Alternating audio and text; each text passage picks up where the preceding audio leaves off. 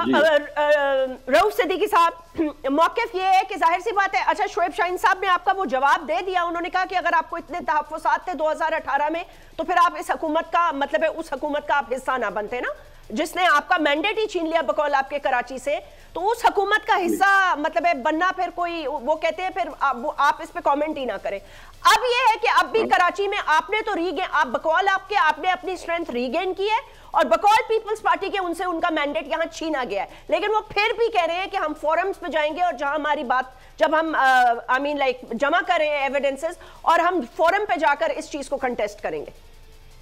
हाँ बीबी, मुझे ये दोनों तीनों मोअज़्ज़िज़ साहबान ने जो गुफ्तगू की थी तो दो जुमलों में मुझे उसका जवाब भी देना है। जैसे शाहीन साहब ने कहा कि 4 साल हम रहे, तो मैं आपको बड़े वाज़ेह तौर पे पूरी जिम्मेदारी के साथ बता दूं कि फ्रॉम फर्स्ट डे हम अंडर ड्यूरस हुकूमत में शामिल किए गए थे। अंडर ड्यूरस हमारी सीटें छीन के पीटीआई को दी गई थी। अंडर ड्यूरस हमारे मुकदमात अदालतों में चलते रहे और वो मैच्योर नहीं हुए। एक बात तो ये थी। दूसरा, एक बहुत अहम तरीन इजलास था, जो पहला इजलास और आखिरी इजलास था जो मैंने अटेंड किया था, जिसमें शाह महमूद कुरैशी साहब और इमरान इस्माइल साहब बैसित गवर्नर और बैसित फॉरेन मिनिस्टर आए थे। तो उसमें मैंने बड़े शदीद अल्फाज में एहतजाज किया था कि जनाब आपने हमसे मुआहदा क्यों किया है, हमको तो आपने कहीं कभी नहीं छोड़ा। खैर, अब आगे चलते हैं इस बात को। वो 4 बरस की तो भुगतान हमने भुगता है ना।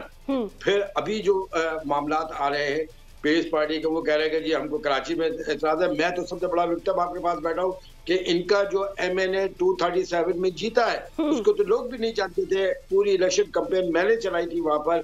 मेरे तीनों सूबाई असेंबली के मेंबरान जो है वो 66,000 वोट लेके जीते हैं और मेरे 15,000 तो मेरे जो 58,000 वोट थे वो जाया किए गए। लेकिन चले, तो मैं कहीं ना कहीं तो बता रहा हूँ ना, 45 को मैं सोशल मीडिया पे लेके तो नहीं बैठा हुआ हूँ। एक बात। दूसरी बात ये है कि तहफ़्फ़ुज़ात आपको ही सबसे हो रहे हैं। भाई पीर पकारा तो इतना बड़ा तहफ़्फ़ुज़ लेके बैठे हुए, उनके तहफ़्फ़ुज़ात फिर कौन दूर करेगा।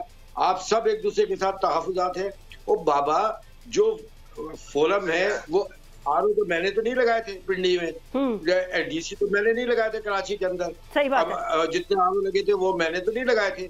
वो तो आप ही 15 बरस की आपकी हुकूमतों में सारे डीसी तो आपके लगे हुए थे और फिर उसके बावजूद भी आपको शिकायत है तो आप शिकायत कर सकते हैं।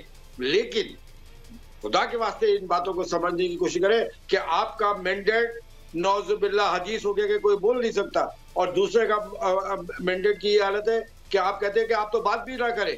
वो भाई क्यों नहीं बात करेंगे, हम भी इस मुल्क के शहरी है, इस मुल्क में हमने भी इलेक्शन लड़े।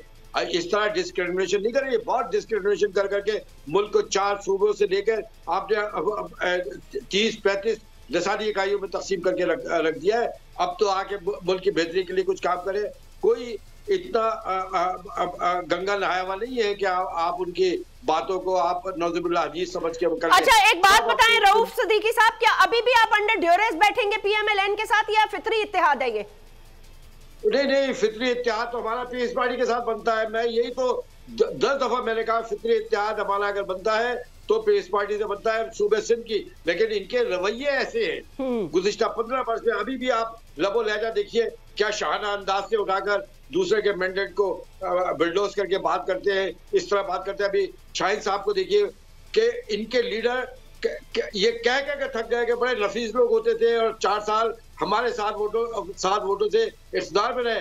आज ये बोल रहे हैं कि आप तो बात ही नहीं करें क्योंकि आप तो हमारे साथ बैठे हुए थे। वो कह रहे थे, वो ये नहीं कह रहे कि आप बात ही ना करें, मतलब वो ये कह रहे थे कि आप 2018 की धांधली की बात ना करें, ये कह रहे थे वो। भाई मतलब है हमारी सीटें छीन के चले गए, हम धांधली भी नहीं करें। आप इख्तिदार में रहते हुए धांधली की बात कर सकते हैं, हम नहीं कर सकते। मैं बीबी ये कह रहा हूँ कि देखिए कराची का मैंडेट इतना खरने लग गया। भाई ये तमाम सीटें तो हम हमेशा से जीतते चले आ रहे हैं। ऐसे करें आप सब लोग ऑपोजिशन में बैठ जाएं, ये बेहतर फैसला होगा मेरे ख्याल से। नहीं, कोई अपोजिशन में नहीं क्यों बैठे भाई, हुकूमत चलाए ना। पाकिस्तान के मुश्किल हालात में क्या कौम को आवाम को छोड़ देंगे। और दूसरी बात, वो जो कह रहे हैं कि फाइनेंस बिल आएगा तो कौन अप्रूव करेगा। ओ भाई, अच्छा बिल आएगा सब अप्रूव करेंगे। जब प्रेसिडेंट आप बना रहे हैं, आप स्पीकर बन रहे हैं, तो आप कह रहे हैं कि जो मुश्किल फैसले होंगे उसमें हम शरीक नहीं होंगे। कौम पाकिस्तान के 25 करोड़ अवाम बड़े समझदार हैं। मीडिया पीछा करेगा, सोशल मीडिया पीछा करेगा हर कदम पे।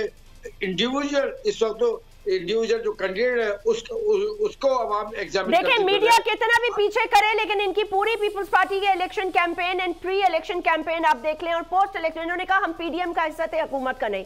जबकि बिलावल भुट्टो जरदारी साहब फॉरेन मिनिस्टर थे, लेकिन उसके बावजूद भी लेकिन सर सारा मलबा तो पीएमएलएन पे ही गिरा ना।